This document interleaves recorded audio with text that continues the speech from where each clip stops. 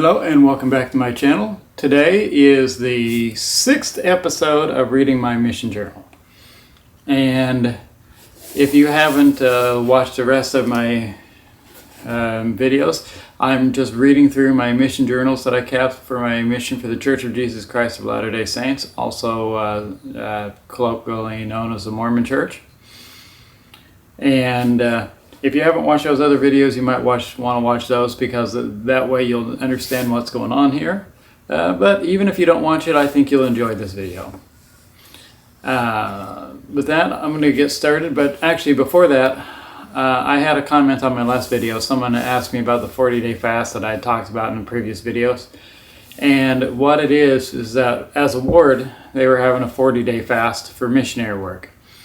And so it wasn't the whole ward, it wasn't fasting for 40 days. It was one person or family would fast for each of those 40 days so that for 40 days continually there was at least one person or one family fasting.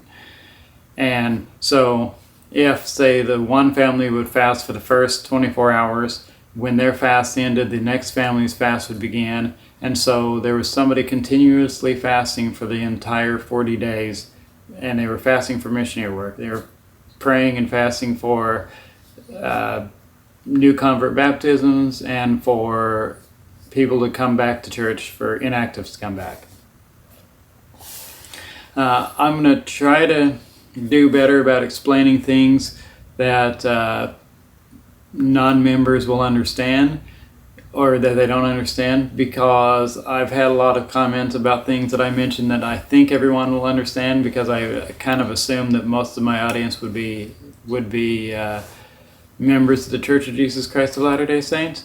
But I found out that a lot of the people that are watching the videos are not, and so there are some esoteric terms that don't make sense that I will have to explain. So I will do a lot better explaining those terms and things as I go along. Okay, starting off. Saturday, March 8th, 2003. Clear and hot. We did zone tract. Okay, so I'll start off with that. A mission is separated into areas. So each area in the mission has a companionship. So there's two elders or two sisters, and then a certain number of areas make a zone, and then there's a zone leader that's in charge over. There's a district. A district is a couple of areas, and then a couple of areas together makes a zone, and then. Hopefully that's clear. And when they have a zone tract, they will pick one area in the zone, and all of the missionaries in the whole zone will tract that one area. And tracting is when you go knocking on doors looking for people to teach. So we did zone tract today in Waianae, which was my area. I was teamed up with Elder B, and we tracted the new subdivision. We did not teach any discussions, but we got one person to tell us that we could return. We also tracted into an inactive member.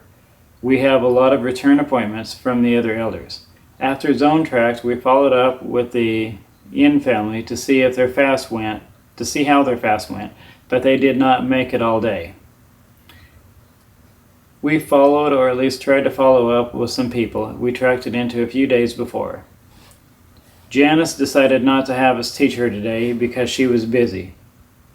We went to see Gail and found out that the Jehovah's Witnesses had been coming by teaching her false doctrine.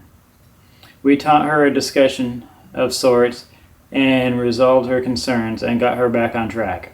We had dinner at the P family. Their daughter did a short presentation to practice for school. Stryker left a message telling us that he canceled for tonight because he was going to a party. We went to the E family, and they helped us to figure out about our ward list. We went to talk to Kristen and her family, and she sang karaoke for us. I did not get an email today. It rained tonight.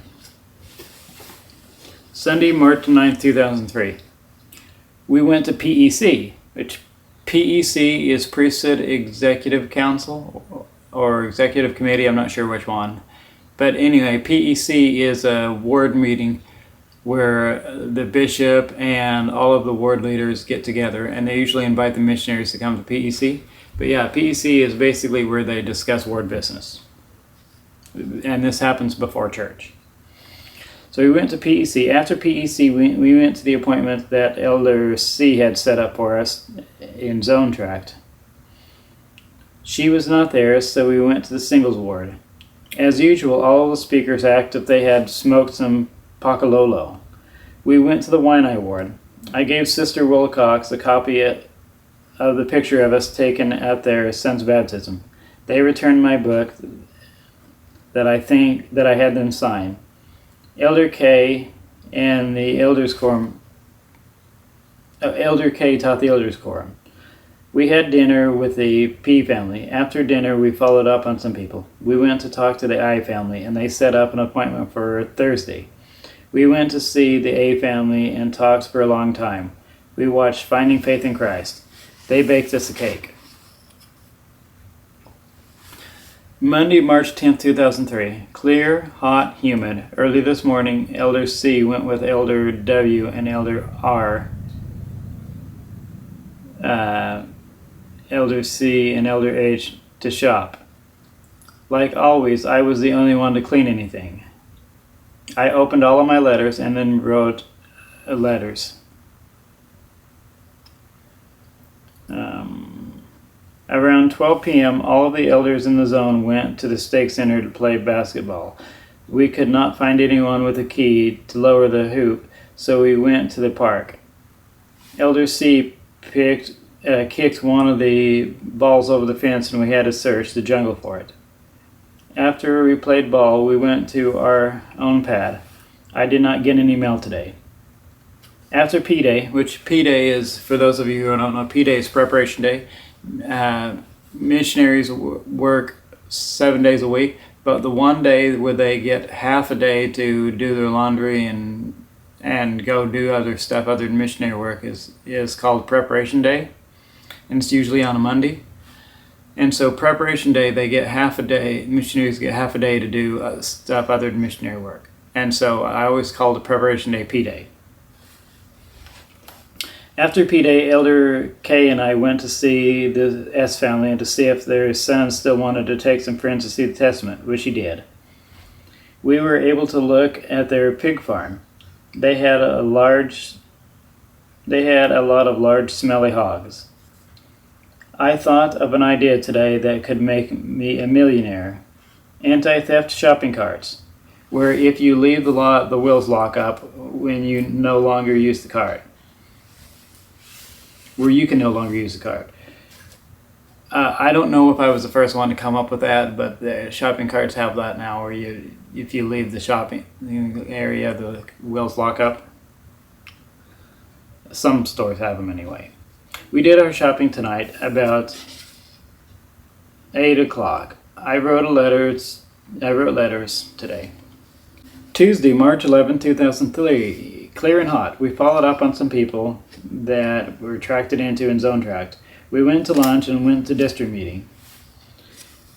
District meeting is every district they have a training every week, and the district leader, which the district leader in this district was my mission companion, but the district leader will give a training in district meeting. And then every so often they'll have a zone meeting, which is a zone meeting is like once a month or something. District meeting is every week. Zone meeting is like once a month. And then they had mission meetings, which are twice a year, I think, is the way it was. After district meeting, we started frantically searching for a ride to the Testaments on Saturday. The K family agreed to take us. I mailed some stuff home to Mom today. We had dinner with the K family. Summer made my day because she said that I have an aura around me, and she said that she feels a spirit around me and thinks that I will be a prophet someday. We talked about this second coming, and I said that I am not worried because there are some things that must happen before the second coming that has not happened yet. She told me that when I am worried to call her because she will really know that it is the time to worry. She kept rubbing my arm, and she said a lot of times that I was cute and that the things I said was cute. She gave me a hard time and teased me for a while, but I did not mind. She said that Elder K looks like he was troublemaker as a kid. I had a lot of fun. Before we left, they bought ice cream from the Manapua man. After dinner at the K family, we went to the M family. We taught them the second discussion. I felt the spirit, and I know that they did too. Before we left, they signed up for the 40-day fast. They signed up for dinner, and Brother M sang one of his songs, and he sang Shaggy's Angel.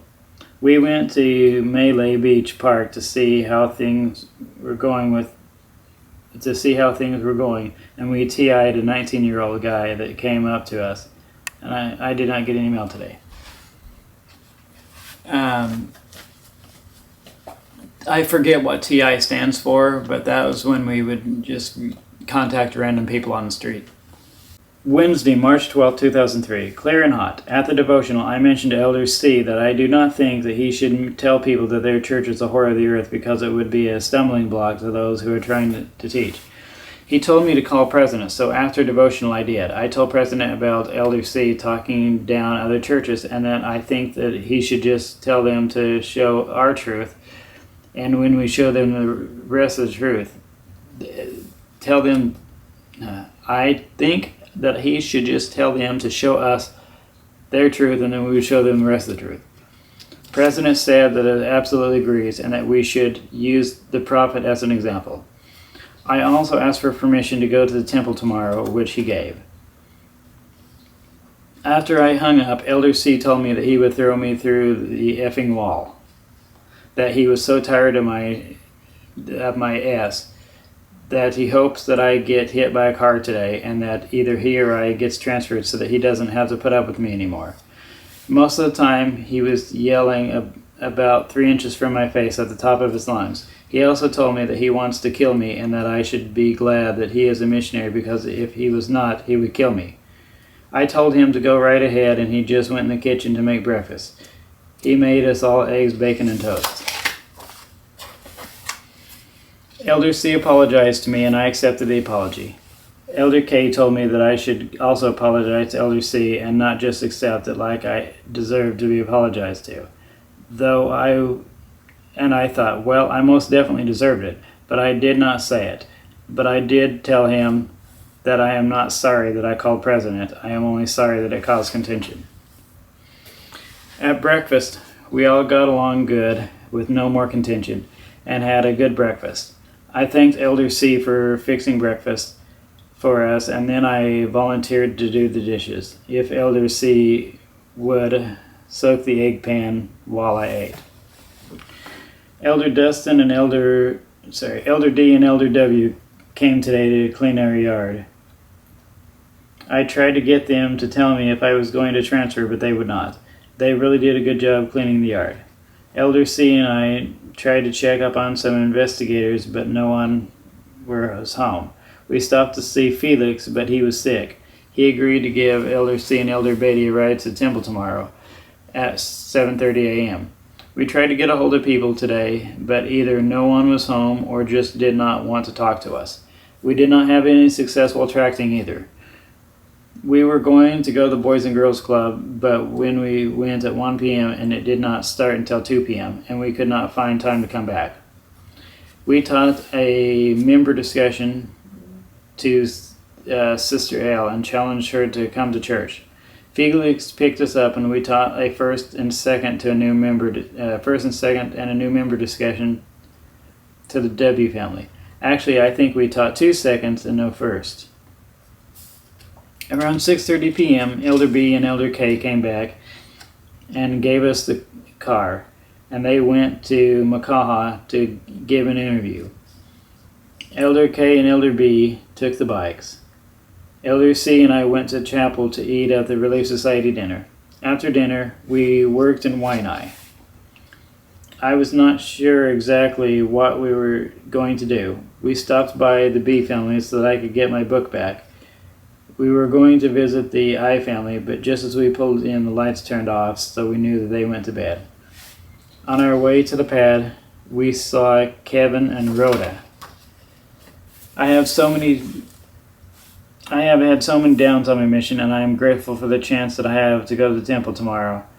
I have not been to the temple since the MTC. The MTC is the Missionary Training Center.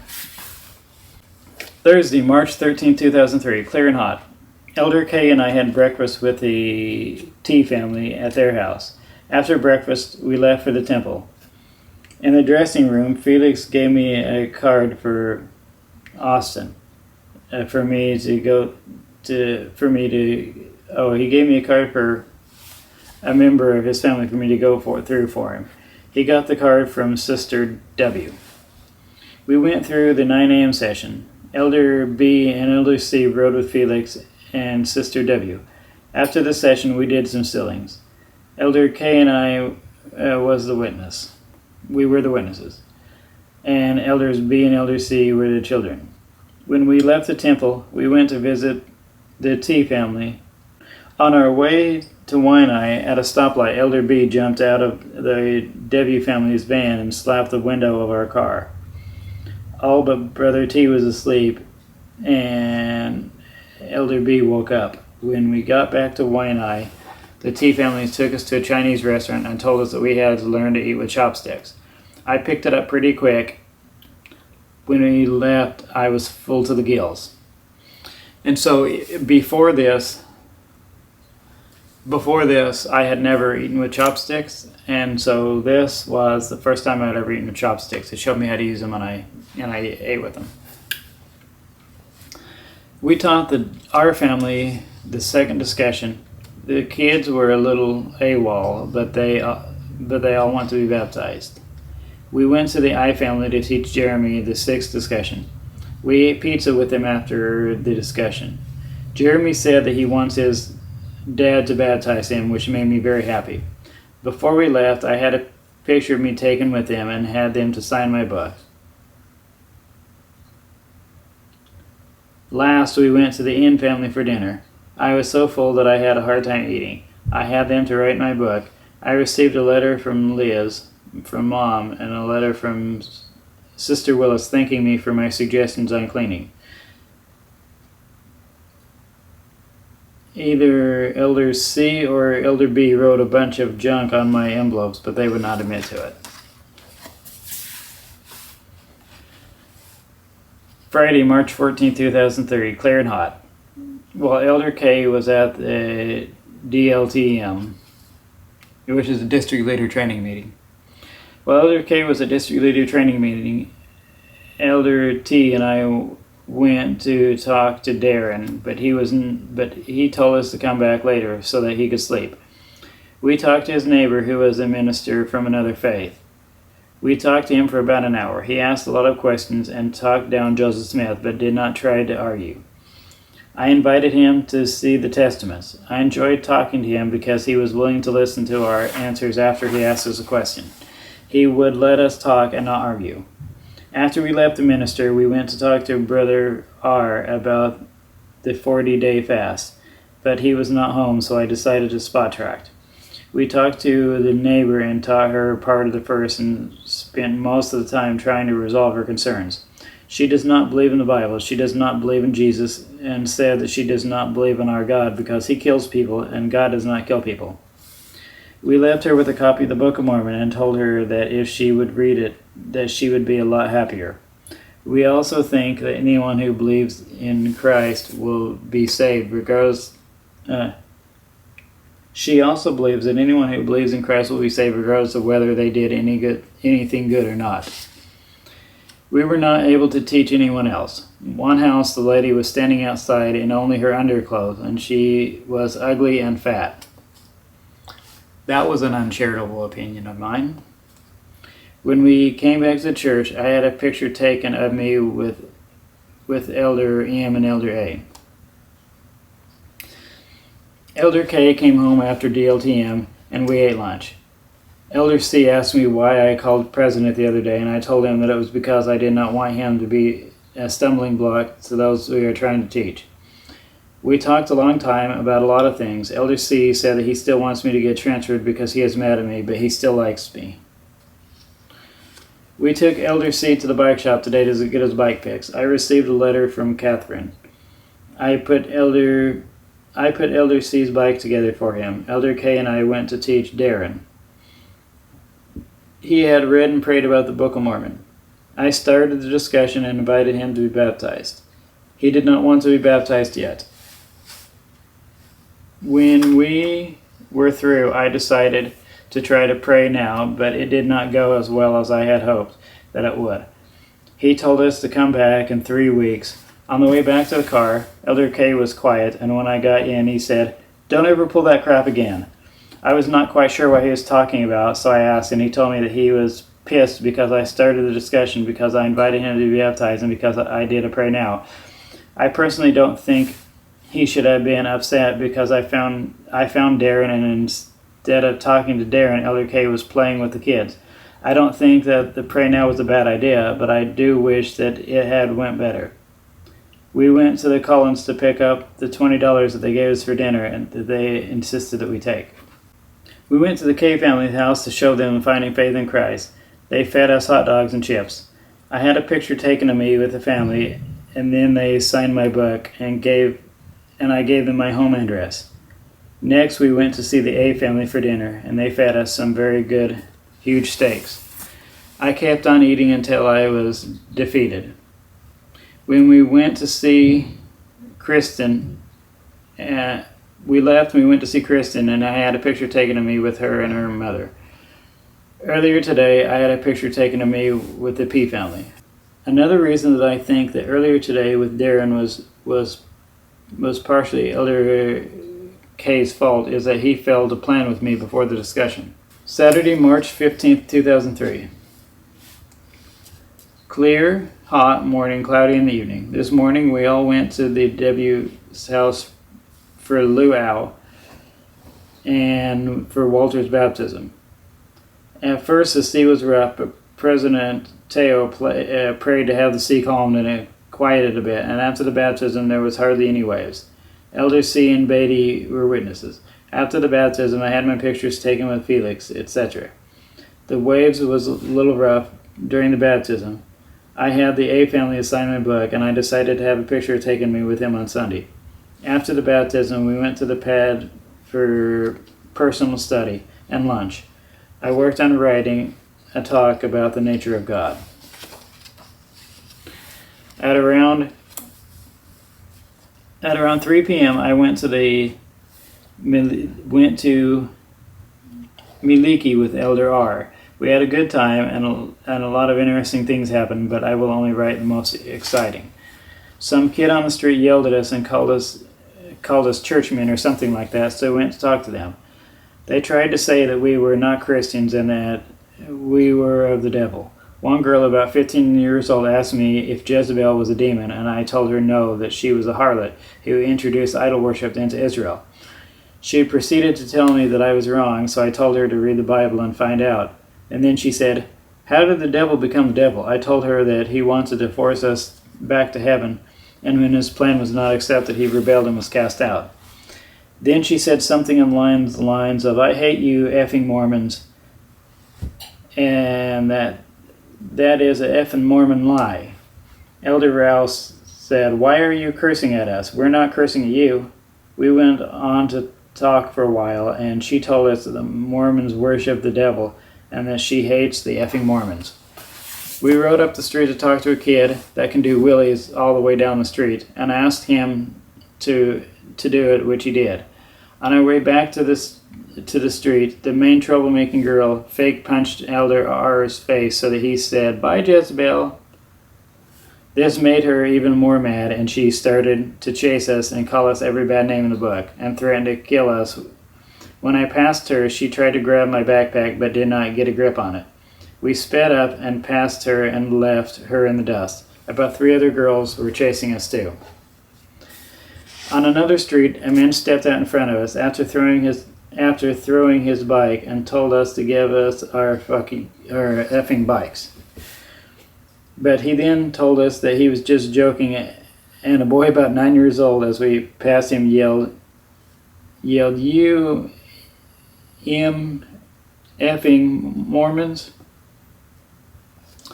We gave a blessing to a 77-year-old man by the name of George. It is interesting to note that my first death threat on my mission, and so far the most persecution, came from a girl. The girls in on the Leeward Coast are crazy. Actually, this wasn't my first death threat. My first death threat on my mission came from another missionary. But the first death threat from somebody not in church. Well, I think that will be it for today's episode. Hopefully you enjoyed this episode. If you got anything out of it, click the like button. If you have any questions or there's anything that wasn't clear and you want explanation on, feel free to comment and I'll do my best to explain it. Thanks for watching, and I'll catch you in the next episode.